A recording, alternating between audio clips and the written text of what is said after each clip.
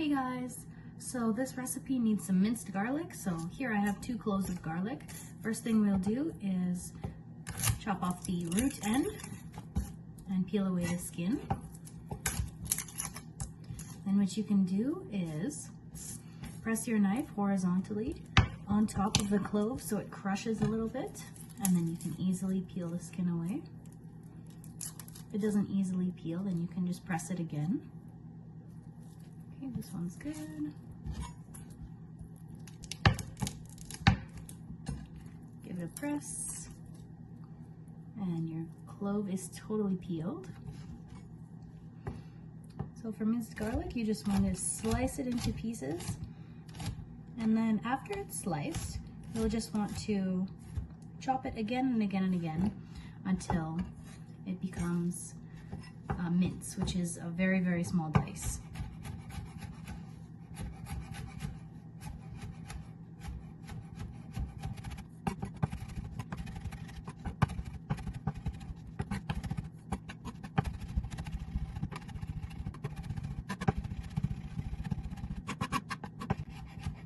So you want to just keep chopping until all of the pieces are very, very small.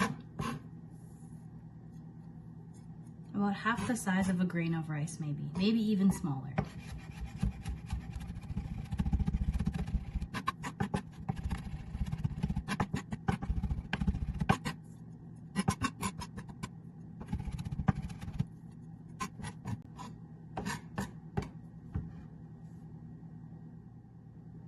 Okay, so our next ingredient is celery. I use about 3 celery stalks, or 2, depends on the size of your celery, to make 1 cup of chopped celery. So what I'll do, I've already washed them so they're nice and clean. Just chop off the root ends here, and on the other side, I'll just give it a flip. I'll just chop off the ends which are wilted or browning or don't look so nice. So you can just chop and use whatever is the freshest of the celery. So just start at the top, give it a rough chop.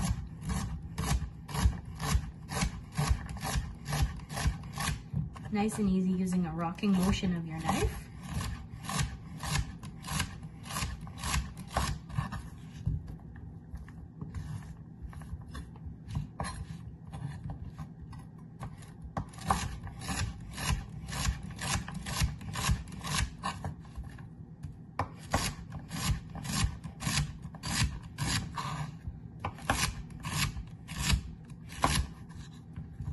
Now when you get to the wider part of the celery at the bottom, I just like to cut these in half because they're bigger. So cut them in half, and then you make approximately the same amount of sizes as the rest of the celery is. Cut that in half, rough chop.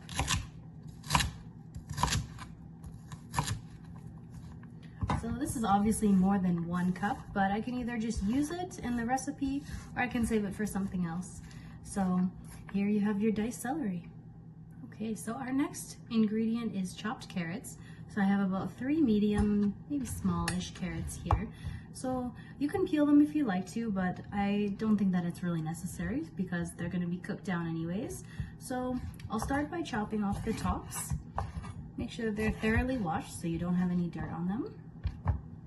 And what I'll do, since I want them to be about the same size as my celery, I'll take the widest part of the carrot and I'll carefully chop it in half, like this, with the flat side down so that it's easy to cut. Now, again, just like the celery, use a rocking motion with my knife to slice the carrot.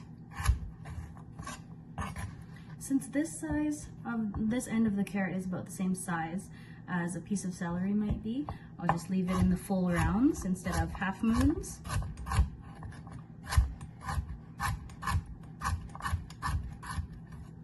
Just like so. So you can see they're all approximately the same size and width. So for this one, I'll cut it about here. Again, carefully slice it down the middle.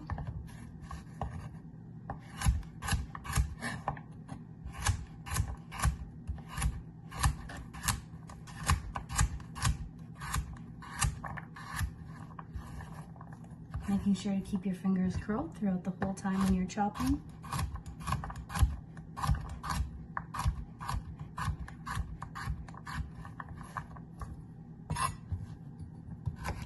Alright, for this last one, yeah, maybe about here, that looks good.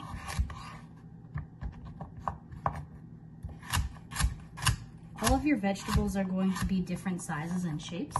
So as long as it's all approximately the same size, then it will all cook in the same amount of time.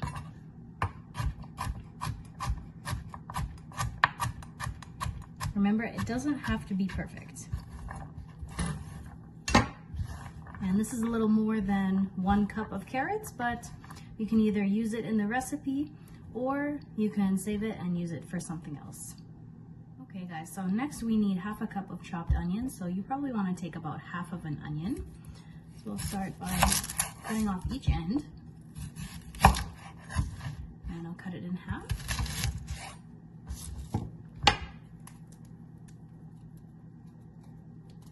Remove the skin. You can remove the skin before or after you cut it in half. It doesn't really matter, it's up to you.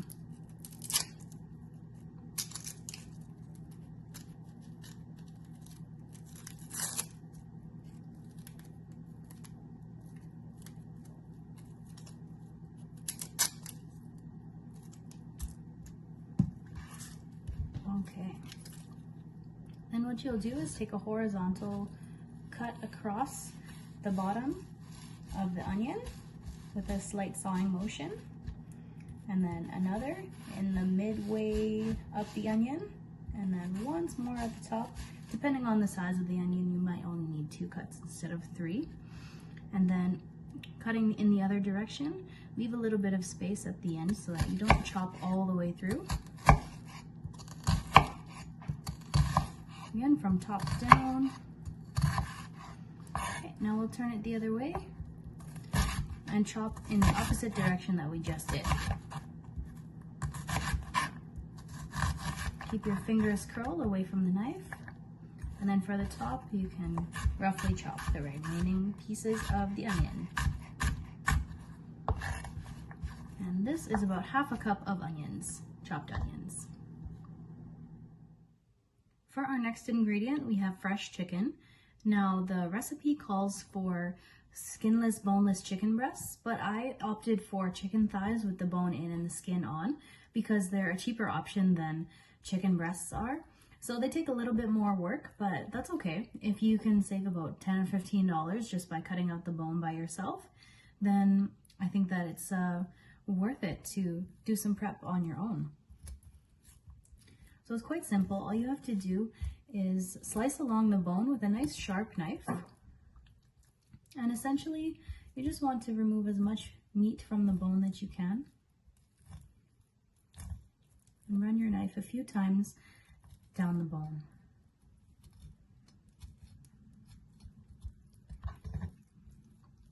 Once you get towards the end, give it a chop at the end to try and release some more of the meat from the bone.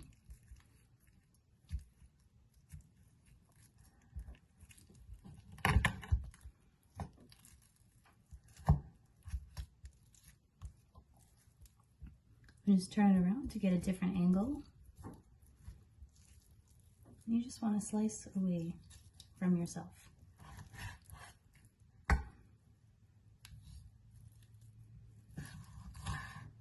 There we go. So we have the chicken thigh without the bone now. So I just lay it out and then slice it into approximately the same size pieces so that they cook in the same amount of time. I think that leaving the skin on and leaving all the pieces of fat and tissue and everything and muscle with the chicken allows for some really great flavor to come through, especially when you're making something like a homemade soup.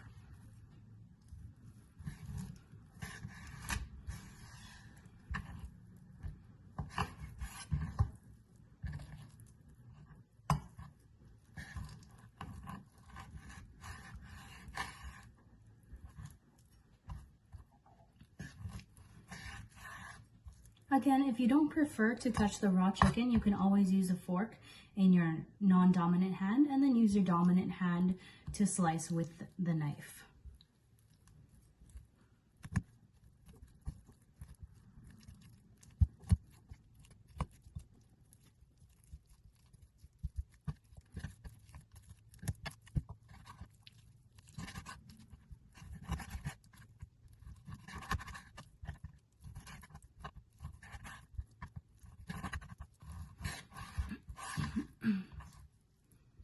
And that is how to prepare chicken thighs.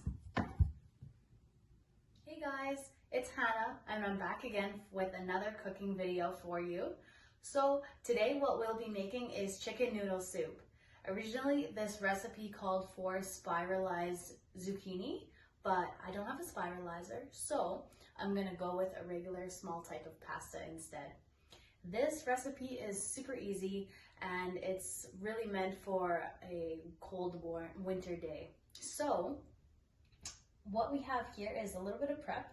So we have some fresh chicken, we have some veggies. So it's really nice and simple, nothing too difficult. So let's jump right into the recipe. Okay, so the first thing that we're gonna be using is a large pot. So I'll turn on the heat here.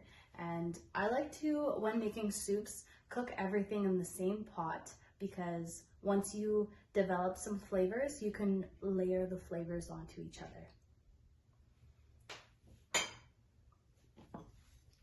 So first thing in is the coconut oil, and we'll let the oil heat up a little bit so that we can saute our onions in there next.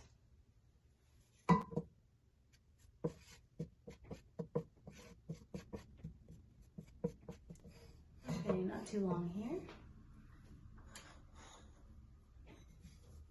The onions going in, and they'll cook for about 2 minutes until they're light brown.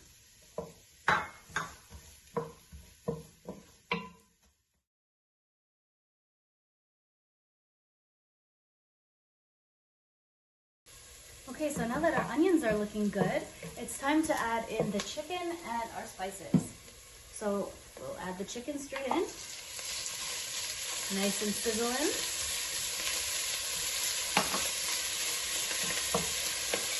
Next is garlic.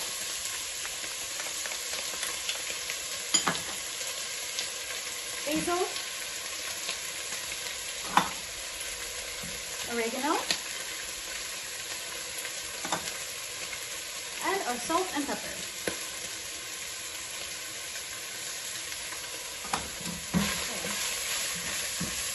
So now that we have our chicken working in the pan and it's all nicely seasoned, we're gonna stir it together until the chicken is cooked thoroughly. And we wanna cook it for 5 to 6 minutes. So you don't wanna see any more pink in the chicken. That's when you know it's cooked. So when the meat all turns white, then that's when it's good to go.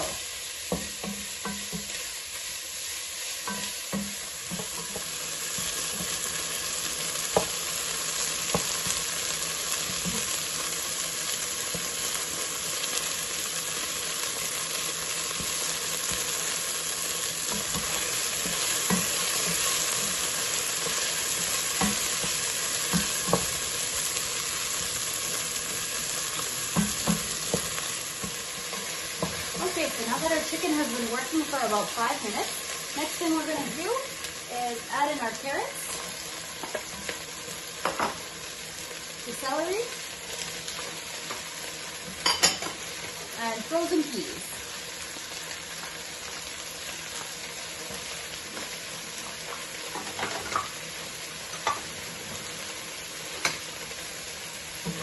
So we'll stir these together.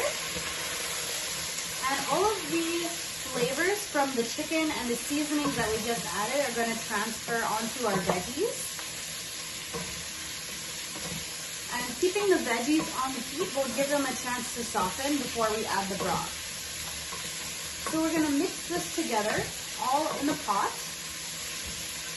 and saute for about 2 to 3 minutes.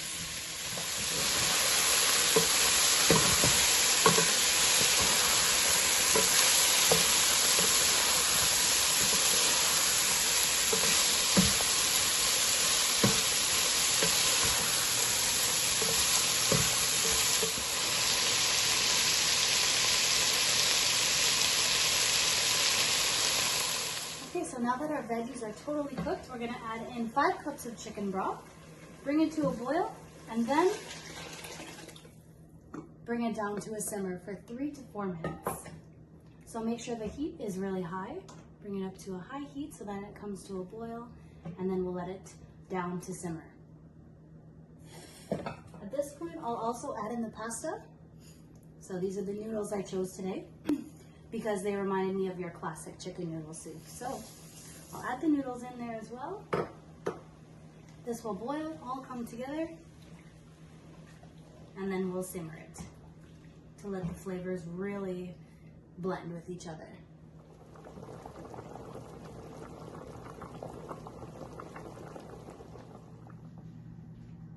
Okay, so now it is time to serve. We get a ladle and our soup and a nice soup bowl here. I love to grab all of the ingredients and then top it off with some of the broth.